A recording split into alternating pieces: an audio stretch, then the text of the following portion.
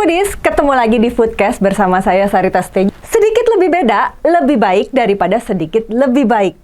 Ini kata Seth Godin lah ya. Nah, Foodies nih suka banget nih ya dengan kalimat yang tadi saya sebutin. Karena sangat related banget dengan bisnis kuliner dalam menghadapi persaingan dan menaklukkan hati dan pikiran konsumen sehingga lebih memilih brand kita.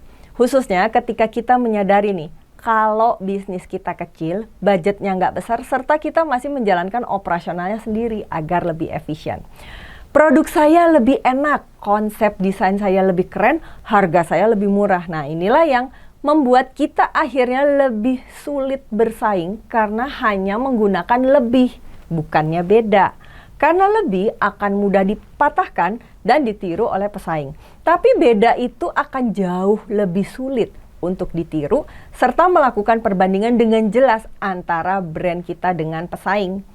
Pertanyaannya ya adalah, beda dalam hal apa yang membuat akhirnya konsumen tetap loyal dan bahkan dengan senang hati dan sukarela merekomendasikan juga mempromosikan brand kita kepada teman-temannya melalui sosial media mereka. Yang pertama, layanan yang luar biasa atau customer intimacy.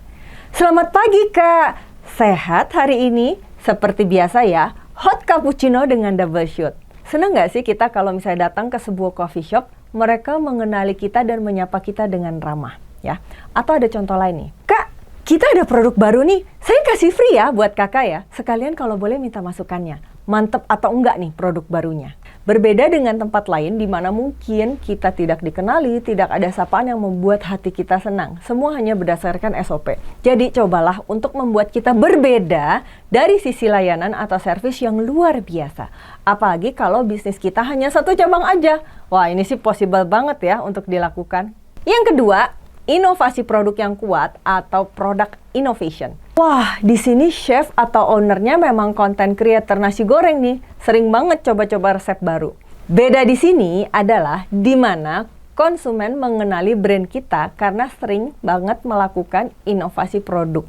Ya, yang tentunya akan membuat konsumen kita lebih mudah untuk memutuskan datang dan membeli di tempat kita. Dim's the Meat Guy ya, contohnya yang paling baru, di mana seorang content creator yang sering bereksperimen dengan olahan daging akhirnya membuka Meat Guy Steakhouse, yang brandnya sangat erat dengan berbagai inovasi produk yang tentu saja membuat konsumen jadinya penasaran untuk mencoba berbagai produk dan teknik dalam pengelolaan daging.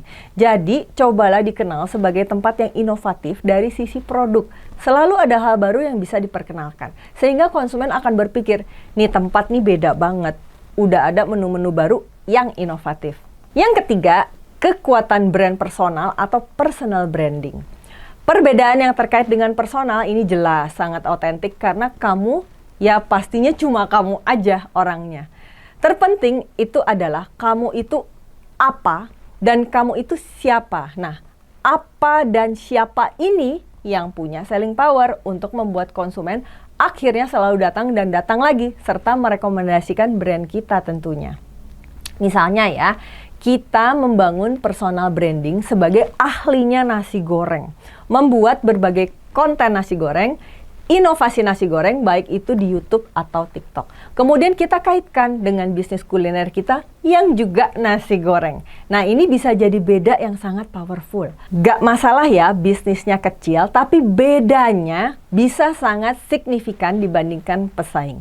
Yang keempat, cerita yang hanya milik kita atau original story. Contohnya ya adalah Nggone Mbahmu, sebuah coffee shop kecil di Klaten yang memberikan sentuhan orisinalitas di mana Mbah Kung dan Mbak Utinya itu membangun kedekatan dengan konsumennya atau yang biasa mereka panggil cucu.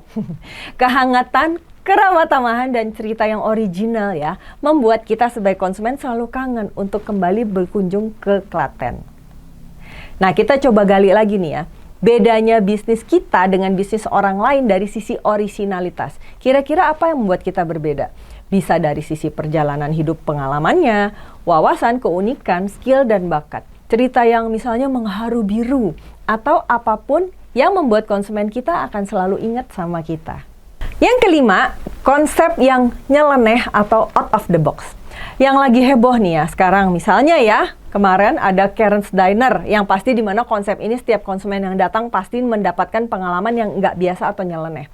Mereka bakal dijutekin, dicuekin, mungkin bagi sebagian orang Indonesia malah kasar dan nggak sopan. Tapi jelas ini beda banget. Sehingga dengan cepat brand awareness-nya naik dan banyak yang ingin mendapatkan pengalamannya secara langsung. Tentunya dalam memilih konsep yang nyeleneh ini ya, kita harus hati-hati. Serta secara core produk tetap harus enak dengan harga yang sesuai. Jadi jangan hanya dapat viralnya aja dan berdampak dengan tidak sustain dan bertahan dalam jangka panjang. Nah sahabat foodies, apa beda yang kamu punya? Ya, yuk dicari dan temukan agar kita bisa tidak hanya sekedar lebih tapi beda ya. Seperti kata Seth Godin tadi ya, sedikit lebih beda akan lebih baik daripada sedikit lebih baik. Semoga materi yang disampaikan tadi bisa bermanfaat ya. Sampai jumpa lagi di Foodcast selanjutnya. Jangan lupa subscribe di Foodies YouTube channel, di tombol subscribe agar kita bisa mendapatkan update berbagai video terbaru dari Foodies dan juga share ke berbagai grup video-video pembelajaran dari Foodies. Ikuti kelas-kelas Foodies terbaru dan sekolah bisnis kuliner, kunjungi www.foodies.id.